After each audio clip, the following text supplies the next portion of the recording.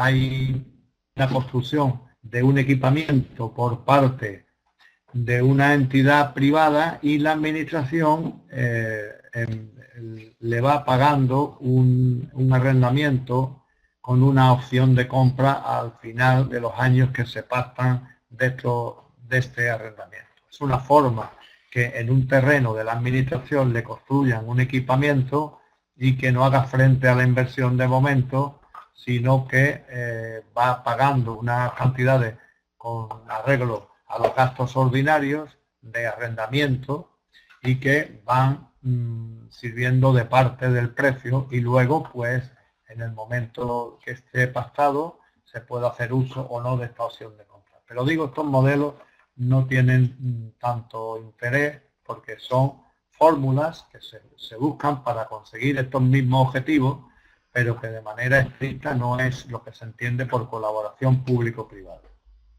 En primer lugar, he dicho la gestión de servicio público. La actividad de servicio público es una actividad que realiza la administración, que se gestiona de manera directa o indirecta. Y entonces es una actividad técnica y no propiamente jurídica. Entre ellas están, por ejemplo, la educación, la asistencia social, la sanitaria, el transporte, el abastecimiento de agua, el saneamiento y la prevención o extinción de incendios, por ejemplo.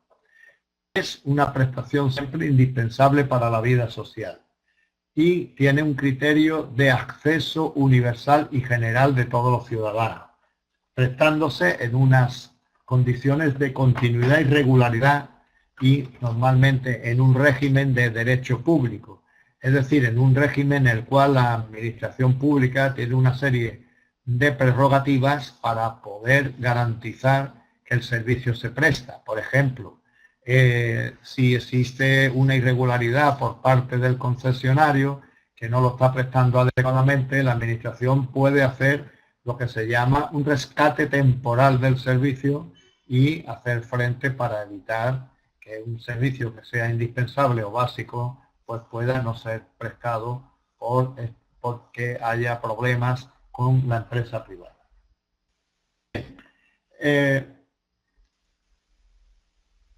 El servicio público lo define, cada país define las cosas que considera más esenciales. Normalmente todos coinciden en el transporte, en la educación, en los asuntos sociales, etc.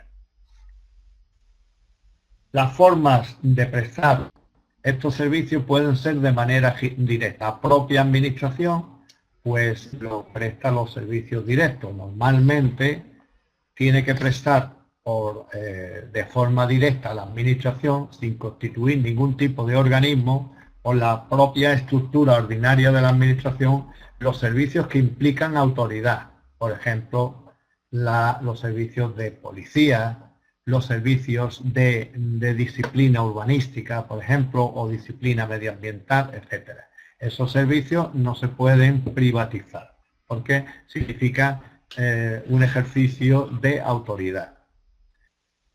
Entonces, entre estos modelos de gestión directa tendríamos primero cuando la administración lo presta sin estructura diferenciada de ella de ninguna clase, porque se tratan de servicios de autoridad. Y luego también, para una mayor flexibilidad, pues puede utilizar la forma de sociedades mercantiles con una mayor flexibilidad para contratar tanto al personal como al personal, como los contratos administrativos, que en el caso de ser una sociedad mercantil pues puede acudir al derecho privado. Y también se puede prestar la gestión del servicio público de manera indirecta, es decir, a través de un particular. Hay distintos modelos. El modelo más típico es la concesión. La concesión es la más tradicional, desde el siglo XIX en todos los países. Por ejemplo, el ferrocarril ha sido típico de prestarse a través de un concesionario normalmente. Y el transporte ferroviario, como digo, y el metro, en la actualidad, pues se presta en muchos casos por concesión. por ejemplo, en la Comunidad Autónoma de Andalucía, es el modelo que se ha seguido normalmente, el de prestarlo a través de gestión indirecta, a través de un concesionario.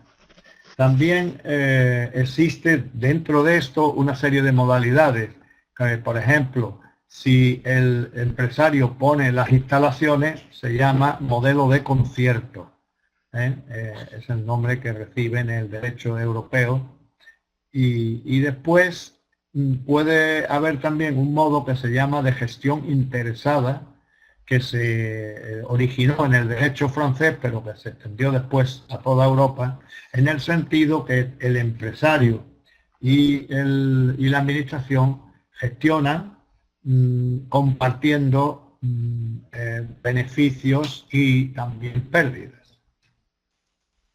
Y finalmente, dentro de los modos de prestación del servicio público, pues tenemos fundamentalmente del modo de gestión indirecto un modelo que se puede considerar que es mixto porque es realmente la empresa mixta, donde hay capital de la administración y capital de los privados.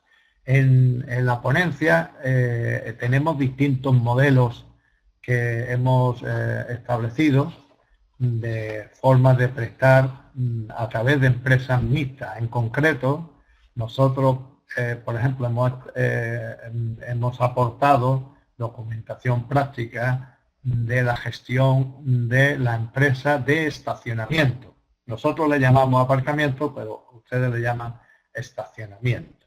Y se regula el control de los estacionamientos en la ciudad, tanto en la vía pública como por ejemplo con la construcción de edificios destinados a aparcamiento, que ella misma, esa empresa que tiene el ayuntamiento, tiene el 51% y tiene la mayoría, y el resto es de empresas privadas.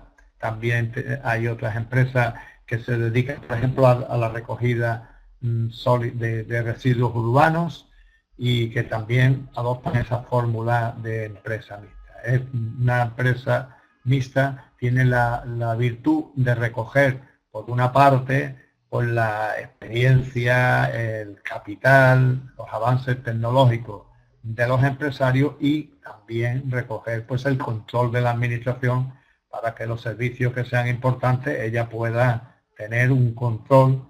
Y, como digo, tiene una serie de prerrogativas cuando controla, cuando se presta indirectamente el servicio, y este de empresa mixta, como hay capital privado, se considera que es indirecto, pues puede la administración imponer sanciones, controlar los precios, puede recobrar el servicio si está mal prestado a través de dos figuras, una figura temporal, que es el rescate, y otra la reversión, que es con carácter ya indefinido.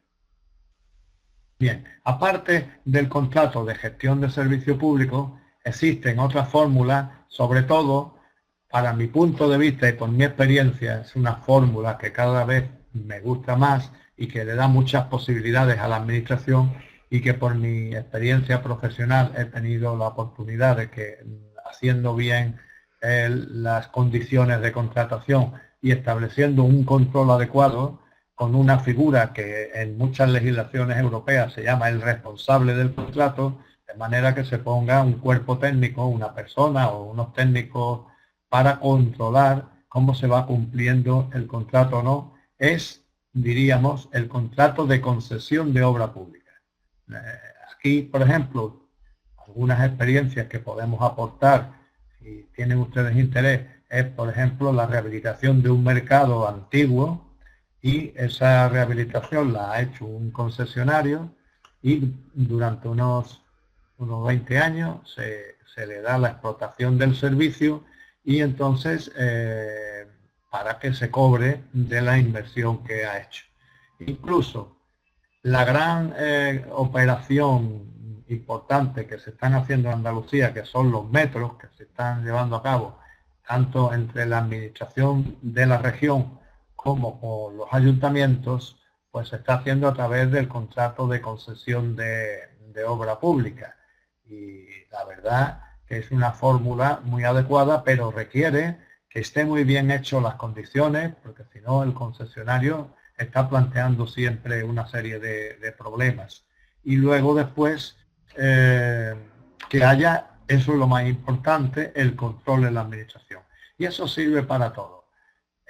La polémica de que es mejor gestionarlo directamente o indirectamente, todo depende de las condiciones de cada sitio, de cada organismo que se quiera llevar a cabo gestiones. Depende del personal que tenga, las posibilidades. Pero lo que se preste directamente o indirectamente es clave que exista un núcleo bien formado de personas dentro de la organización para que controlen la marcha del contrato.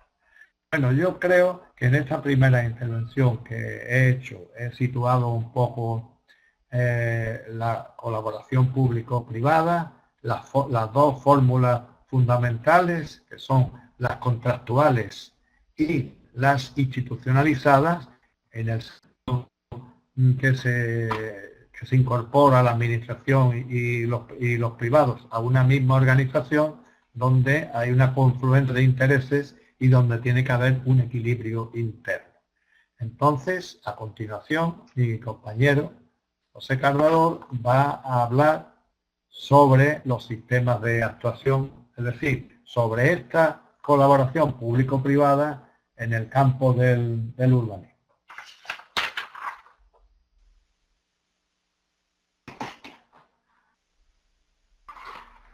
Buenos días. En primer lugar, reiterar las disculpas por los problemas que hemos tenido con el vídeo. Hemos empezado un poquito más tarde de la cuenta, pero bueno, creo que ya están solucionados y nos pueden ver perfectamente. Como ha dicho mi compañero Venancio, el profesor Venancio, pues el precepto, la problemática de la colaboración pública y privada, tenemos que tener en cuenta que para llevarlo a efecto necesitamos que haya una planificación urbanística. Ya en el módulo 1 le dimos a ustedes pues, la normativa que hay tanto en España y como ustedes también tienen sus propios planes municipales, incluso regionales, ¿no? Por tanto, para que se pueda llevar a efecto esa colaboración público-privada tiene que haber una planificación urbanística. Una planificación urbanística que es una técnica, como ustedes saben, para ordenar el territorio. Y luego después, una vez que tenemos los planes urbanísticos de cada ciudad, pues tendremos que llegar a la que se llama la gestión de ese plan. Porque la tercera acción pública es lo que le llaman la disciplina urbanística, que es controlar la ejecución.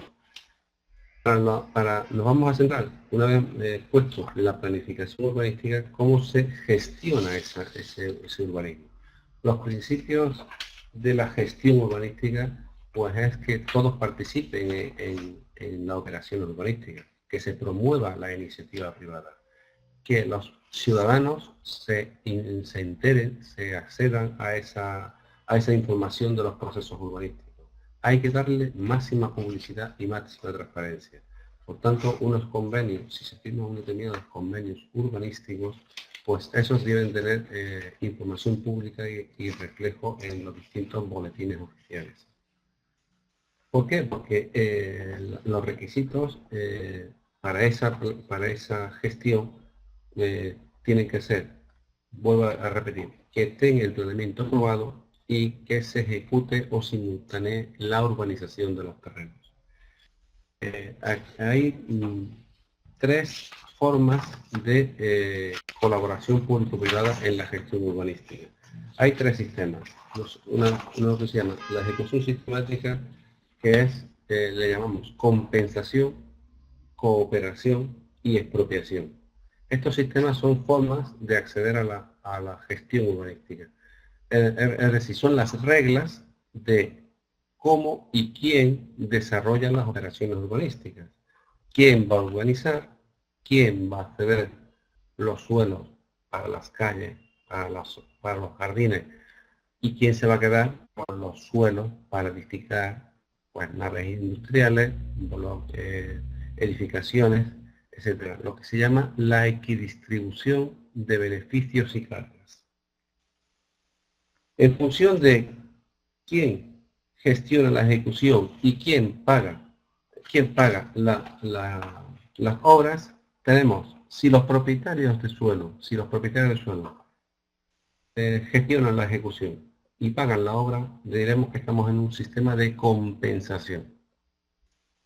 Si quien gestiona esa ejecución es la administración pública, la administración municipal o territorial, y los propietarios de ese suelo son los que van a costear la urbanización, estaremos en un sistema de cooperación. Y si la administración costea las obras de urbanización y ejecuta y gestiona esa ejecución, estaremos en un sistema público que se llama el sistema de expropiación forzosa. Evidentemente, en el sistema de compensación, que es el primero, exactamente todo privado, los responsables de la ejecución aportan los terrenos de cesión obligatoria y gratuita para los vecinos, zonas verdes, los equipamientos para centros sociales, bibliotecas, residencias de ancianos, etc. Superficie bien. Realizan a su costa la urbanización conforme a lo que marca el plan urbanístico, y se constituyen en una asociación de propietarios que en España se llama Junta de Compensación. Junta de Compensación donde se toman los acuerdos por determinadas mayorías. Por tanto, las características del sistema de compensación es que es un sistema de actuación privado. Los propietarios son los responsables de la ejecutar y financiar las obras necesarias. Y la administración está para tutelar que se lleve a efecto esas obras conforme a lo que dice el plan urbanístico. Como ustedes podrán estar comprendiendo, todo gira en que las bases de partida siempre tenemos un plan que fija cómo se va a llevar a efecto, y en base a eso se ejecuta el plan. El segundo sistema que merece la pena de destacar es el sistema de cooperación, que se llama cooperación. El otro era compensación, cooperación, donde la administración va a realizar la reparcelación. En el módulo que le hemos dado tienen un ejemplo de esa reparcelación, donde en un ámbito determinado por el planeamiento hay, por ejemplo, 6 o 7 o 10 propietarios distintos, y el plan ordena esa superficie de suelo en determinadas zonas verdes, en determinadas manzanas edificables. Pues entonces eso se llama la reparcelación, que es, se aportan las propiedades originarias y con un documento que tiene acceso al registro de la propiedad aparecen nuevas fincas registrales independientes. Entonces, que se llama el proyecto de reparcelación. La propiedad en el sistema de cooperación soporta la reparcelación. Es el ayuntamiento, la municipalidad, la que tira del carro para llevar a cabo esa reparcelación. Realmente, por la operatividad y la agilidad de la iniciativa privada, el sistema de cooperación es un sistema muy poco utilizado en España. ¿Por qué? Porque la iniciativa privada es mucho más ágil que la administración pública, hay que recordarlo. Porque resulta más fácil que los privados se pongan de acuerdo a que la administración, a través de los funcionarios correspondientes, hagan todas las operaciones jurídicos y técnicas para llevar a cabo esa reparcelación. El proyecto de reparcelación, es una operación urbanística consistente en la agrupación o la reestructuración de las fincas incluidas en ese ámbito para una nueva división conforme ajustada al plan urbanístico de referencia ya aprobado, con adjudicación de las nuevas fincas o parcelas o solares a los propietarios de las primitivas fincas en función de la superficie que ellos tenían en origen. Si uno aporta 1000 metros cuadrados, tendrá en proporción la superficie de esos 1000. Si uno aporta 100 metros cuadrados, pues a lo mejor no tiene derecho solamente a una parcela mínima, y si no puede materializarla en una única parcela, se le indemniza económicamente. Los efectos de la reparcelación son los siguientes. Pues se transmite al ayuntamiento los terrenos de cesión obligatoria, como son los viales, podemos decir los viales, las zonas verdes o los espacios públicos.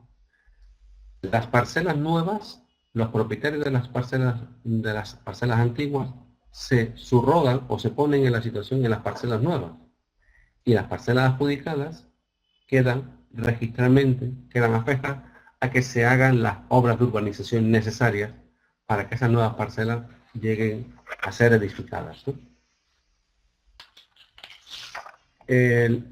Eso es el proyecto de reparcelación. Es el documento técnico donde las fincas se aportan y resultan ordenadas, por así decirlo. En una parte está el suelo y en la otra parte están las personas. Las personas se agrupan, los propietarios se agrupan en juntas de compensación. Es una entidad urbanística, que llamamos una entidad urbanística colaboradora, en la que se integran los propietarios de los terrenos del ámbito objeto de ordenación. También, incluso, lo ha dicho anteriormente Venancio, puede venir otra persona que no está dentro del ámbito, que se llama el agente urbanizador.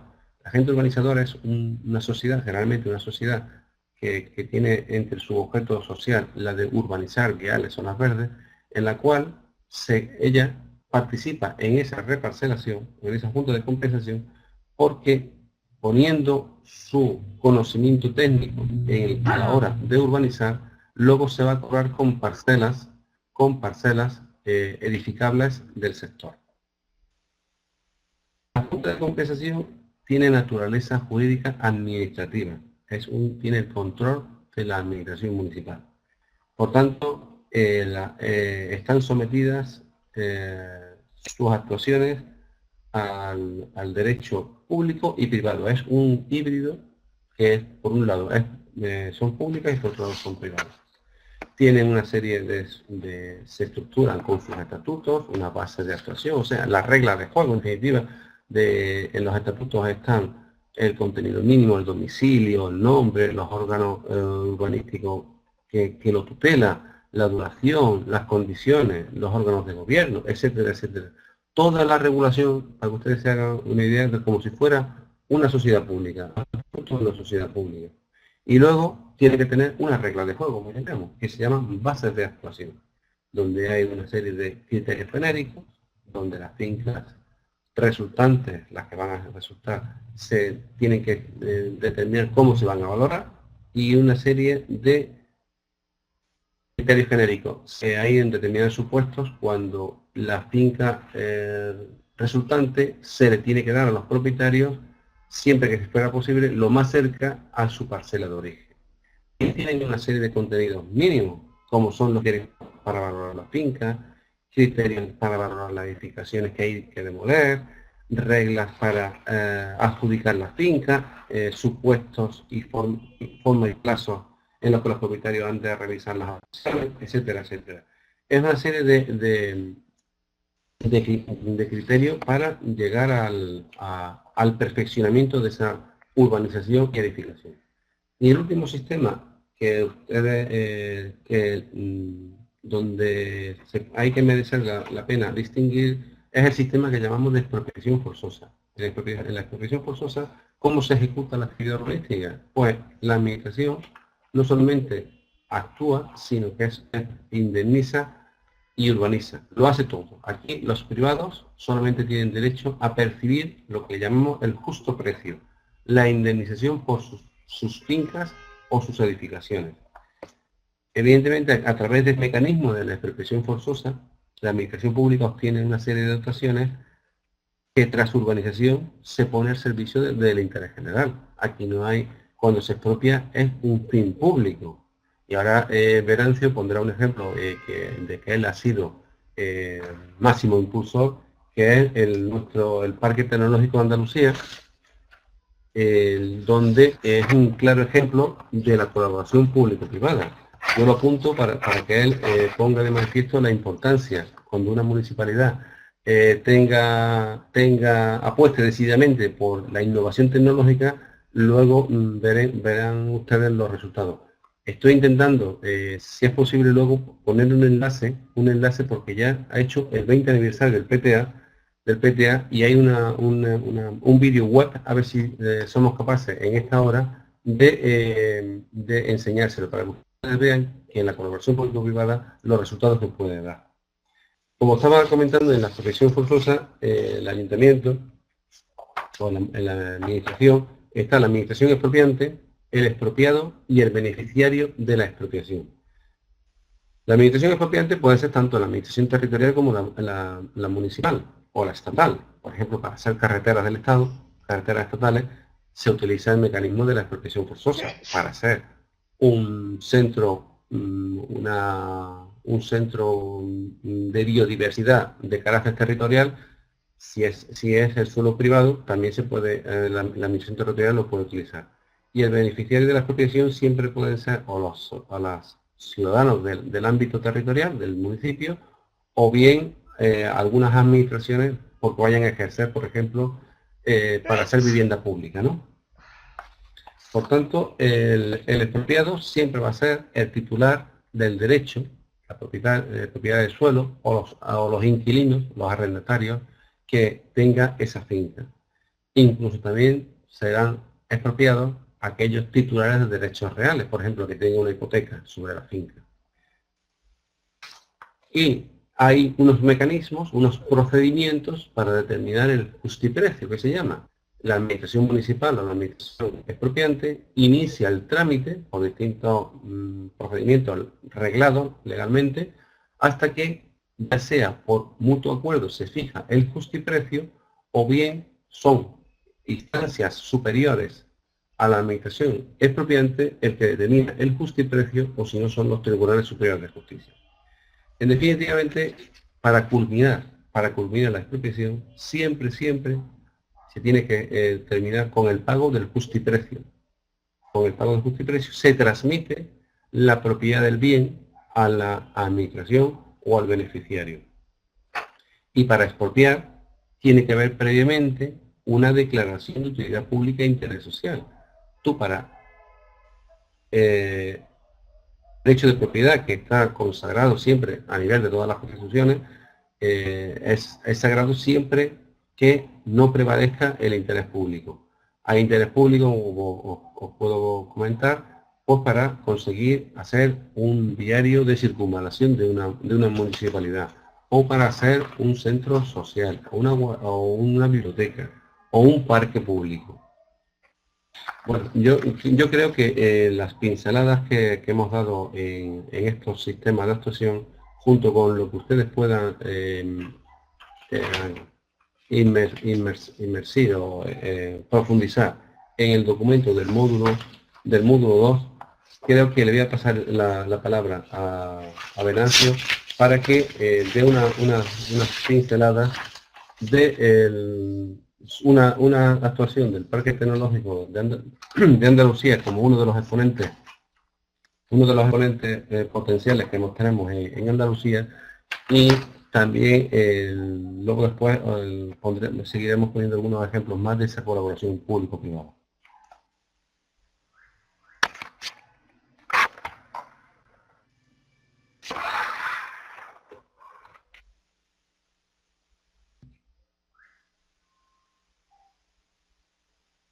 Sí. Bueno, buenas tardes de nuevo. Incidiendo un poco en el hilo conductor que vamos llevando, justamente mi compañero José Cardador ha expuesto muy bien los sistemas de actuación, que como ha dicho muy bien son uno público, uno privado y uno mixto. El público es la expropiación, el privado compensación y el mixto es cooperación. En todo ello, él lo ha esbozado, se contiene esa colaboración público-privada.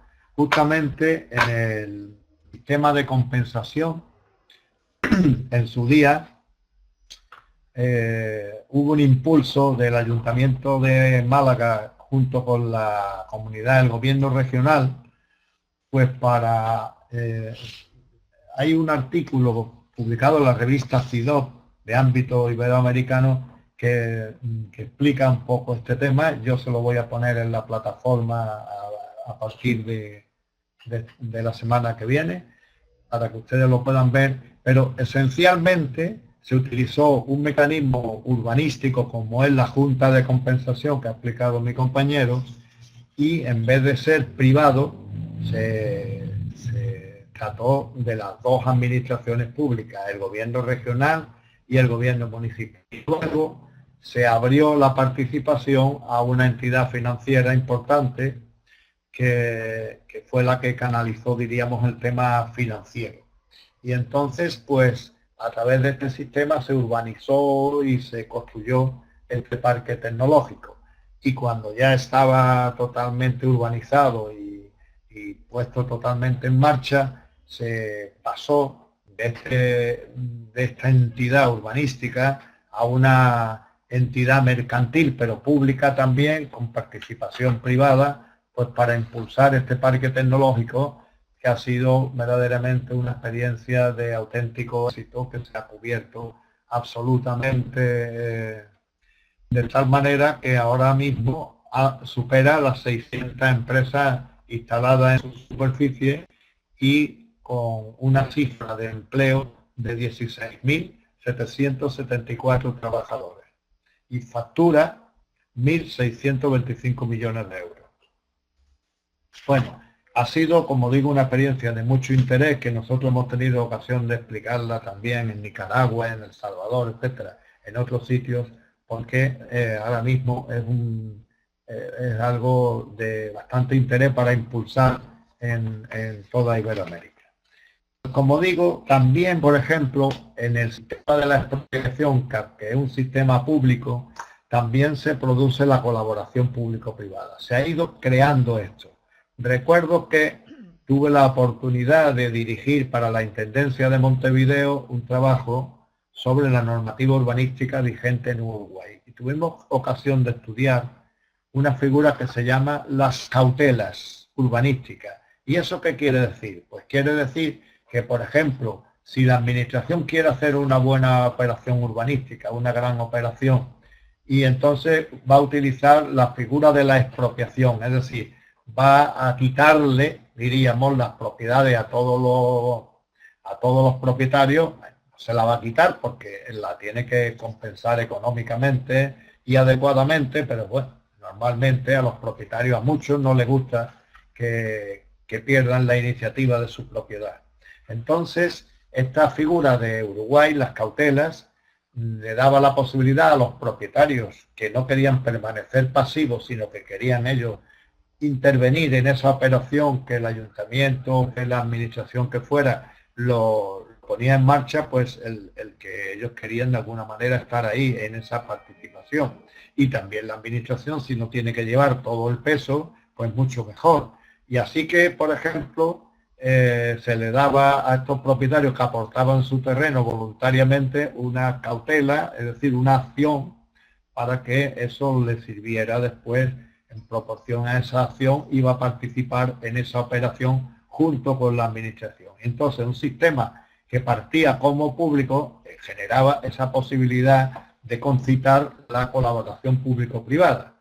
Nosotros trajimos esa experiencia a España, la pusimos de relieve en distintos foros, primero con cierta timidez, pero actualmente nuestra legislación recoge esta figura. Aquí se llama liberación de la expropiación, pero es la misma figura, ¿no? Y indudablemente, como ha puesto de relieve mi compañero José, pues el agente urbanizador es la figura que ha venido a incidir en la gestión del urbanismo con una gran importancia. ¿Por qué el agente urbanizador? Porque a veces el urbanismo, la gestión del urbanismo le corresponde a los propietarios o a la administración. Y como hemos dicho aquí, unas veces le corresponde a la administración expropiación, otra le corresponde al propietario compensación y otra le corresponde de manera combinada los dos, como el sistema de cooperación. Bien, pues la realidad es que hay ayuntamientos importantes, los importantes tienen medios para asumir cualquiera de estos mecanismos, pero sin embargo la gran mayoría de los ayuntamientos más pequeños, con mucha más debilidad, pues se encuentra a veces que ellos no tienen capacidad para asumir el protagonismo de la gestión urbanística. No pueden expropiar porque no tienen dinero para poner de entrada para expropiar, o no tienen, diríamos, preparación técnica para poder expropiar.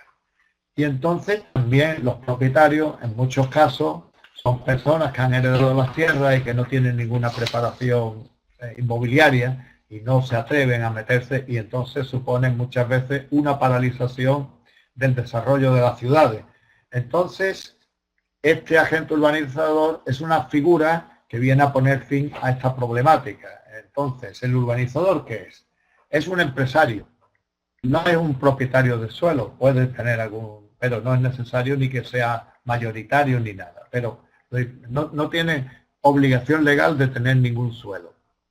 Entonces, el agente urbanizador, que es un empresario, como aquí se ha dicho, normalmente una empresa, pues a través de una licitación pública y de un proceso participativo, pues consigue que se le delegue por la administración, que se le delegue la gestión de la urbanización.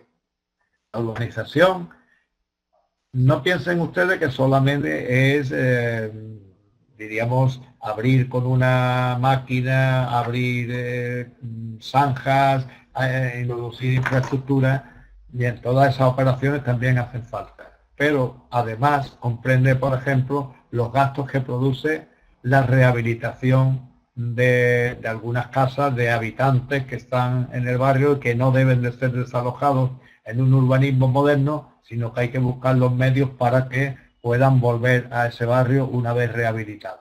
Y esos costes también tienen que ser soportados por la operación urbanística, por el beneficio de esa operación urbanística, donde hay que detraer ese dinero.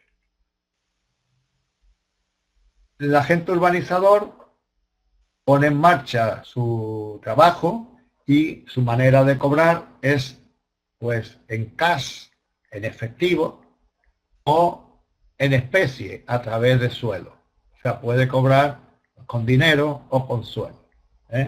Como regla general, si no funcionan los sistemas clásicos que hemos dicho, compensación, cooperación y expropiación, cualquiera de ellos se pueden transformar en agente urbanizador, porque existe esa posibilidad de que si va fallando un sistema clásico, se puede ir a la figura del agente urbanizador.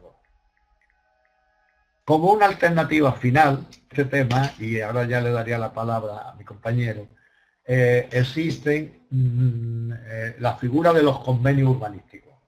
Los convenios urbanísticos es una figura que tiene una gran importancia en el urbanismo, porque a veces en el urbanismo se hace un estudio económico-financiero, pero a veces pues el mercado reacciona de otra manera, no hay seguridad de que el mercado vaya a reaccionar con arreglo a los estudios que se hayan hecho. Entonces, con los convenios urbanísticos, por ejemplo, pues hay de dos tipos: convenios urbanísticos de planeamiento y convenio urbanístico de gestión. Convenio urbanístico de planeamiento quiere decir que el ayuntamiento puede aprobar una gran operación, a lo mejor de reclasificación de suelo para hacer una urbanización importante, y tiene que contar con un convenio urbanístico donde haya ya unos empresarios con un control de la propiedad suficiente o con una capacidad económica, pues para poder concurrir como agente urbanizador y que establezcan unos avales y garanticen económicamente que van a poder salir adelante con una operación. Entonces se hace un convenio de planeamiento según el cual pues, se establece la ordenación de una nueva urbanización, y entonces pues ya se pone en marcha todo el mecanismo de aprobación del planeamiento que vimos en el primer módulo.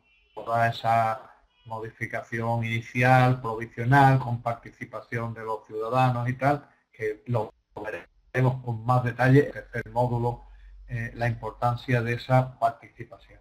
Y entonces en el convenio se firma, hay un consenso, hay un acuerdo y se garantiza que se va a llevar adelante la operación.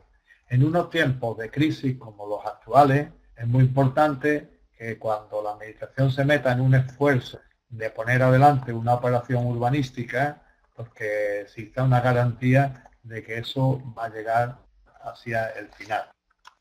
Bueno, los convenios de planeamiento conviene dejar claro que no sustituyen la potestad de los ayuntamientos, ni la participación, ni absolutamente nada. Si la administración, por ejemplo, solo se compromete a poner en marcha la acción con arreglo a los procedimientos de la ley, pero si dentro de ese viento donde hay informes sobre el carácter ambiental de las cosas, donde hay una amplia participación, pues se demuestra que la operación no es adecuada, pues el ayuntamiento o la comunidad autónoma o el gobierno regional o el Estado a quien le corresponda no aprueba finalmente la operación y en ese caso no tendría derecho a obligación de responder económicamente por el incumplimiento, porque es un incumplimiento que no ha dependido, porque la única obligación es poner en marcha con arreglo a los procedimientos legales de todo el planeamiento. Y tienen ya una eficacia mucho mayor, en su caso, también son los convenios de gestión, porque claro, de todas las operaciones procedimentales, todos los posibles conflictos, en un convenio de gestión se simplifica todo y los propietarios no tienen que a lo mejor reunirse tanto en juntas de compensación y hacer un procedimiento tan formal, sino que con un convenio urbanístico pues llegan a un acuerdo de qué van a poner cada uno, cómo lo van a poner y se ahorran muchas operaciones. En fin, que es una figura, como digo, los convenios que tienen una gran eficacia, sobre todo también en estos momentos de crisis. Único problema ha sido que a través de los convenios a veces se ha ido a una corrupción importante, pero los convenios no tienen la culpa. Es una figura que el problema de la corrupción está en el egoísmo humano y está en la naturaleza de las personas, pero no en la figura o en el hito jurídico como es el convenio, que para gestionar el urbanismo, por la experiencia que yo tengo y creo que mi compañero exactamente igual, él puede hablaros a lo mejor de algunos convenios importantes con los que han conseguido cosas de un gran interés para la ciudad y ha tenido ocasión de participar y es una figura de un grandísimo interés. Ahora, en algún caso, y sobre todo, nosotros hemos tenido la suerte de que por aquí no ha habido ningún tema grave de corrupción, ni tampoco, ni en general no ha habido ninguno, pero hemos conseguido operaciones de un grandísimo interés, como en algún caso pues el desmantelamiento de unos depósitos de Kansas, por ejemplo, que estaban en el centro y en la playa prácticamente en la ciudad. Bueno, nada, muchas gracias. Ahora sigue mi compañero.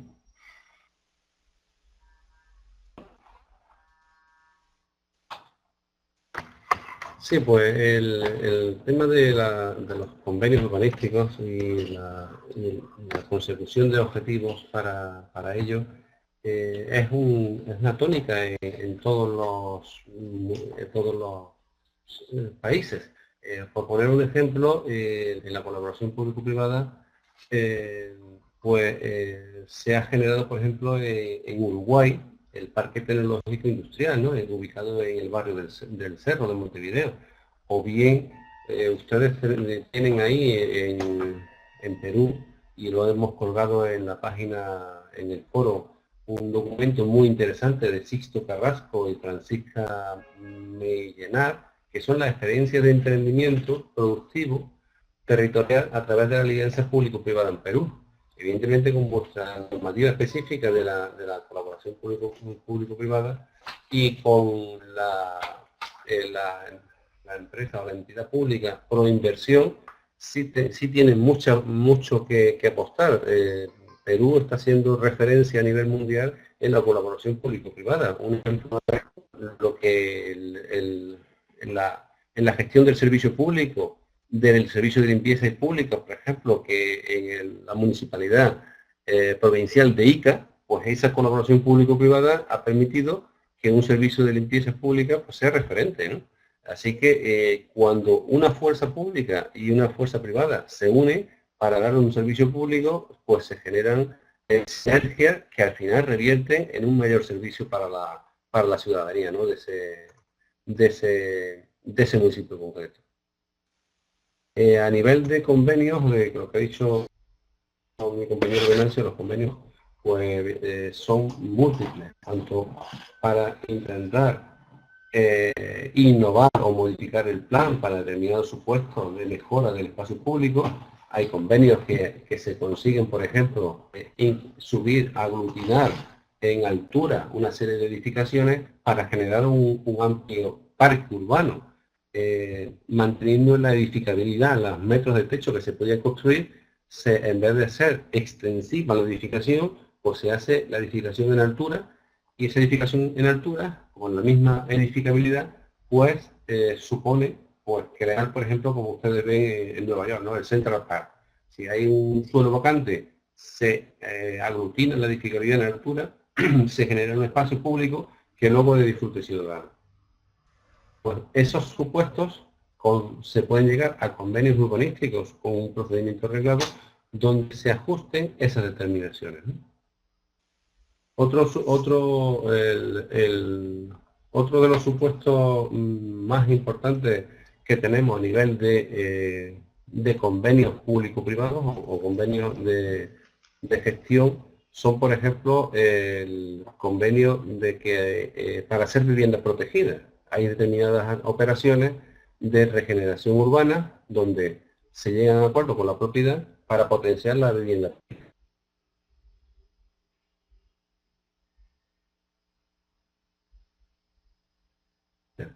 Esa determinación de habilidad, de arroyos, de sismos, etcétera, a través del sistema de la recalificación, siempre primando el interés público. No tenemos nunca a olvidar que cualquier operación urbanística debe primar el interés público, que es lo que nos motiva a los empleados públicos para hacer o promover estas actuaciones que lleven consigo un resultado factible.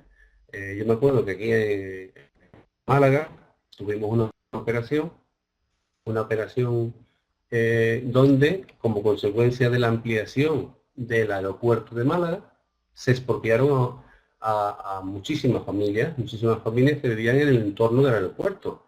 ¿Qué hizo el ayuntamiento en esa colaboración? Pues con unos propietarios que tenían un suelo rústico, colindante, no afectado por el aeropuerto, se llegó a un acuerdo en la que se recalificó, siendo muy claro, a lo mejor se recalificó, si tenían 100.000 metros, se recalificó 20.000 metros para hacer estos propietarios de ese suelo una serie de casitas, pero los otros 50 o 60.000 metros, pues se estableció el compromiso que se los diera al ayuntamiento para hacer viviendas públicas para el realojo de esas familias que iban a ser desalojadas y lanzadas porque el aeropuerto de Málaga iba a ser una segunda pista. Estos supuestos, estos convenios, siempre son convenios públicos, vuelvo a insistir, públicos, que hay que darle máxima transparencia, difusión, información pública y aprobación reglada. No son convenios para firmarlos y guardarlos en un cajón.